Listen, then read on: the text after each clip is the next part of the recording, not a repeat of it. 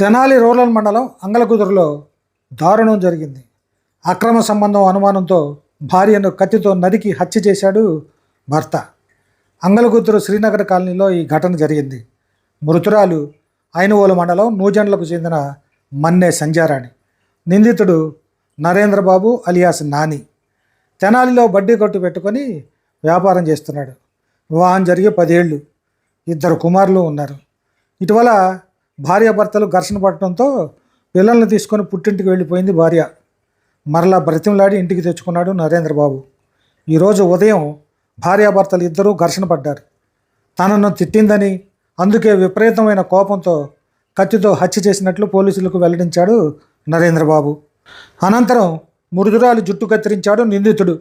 ఆ తర్వాత ఇంటి బయట నుండి గడియబెట్టి నేరుగా తెనాలి రూరల్ పోలీస్ స్టేషన్కు వెళ్ళి లొంగిపోయాడు.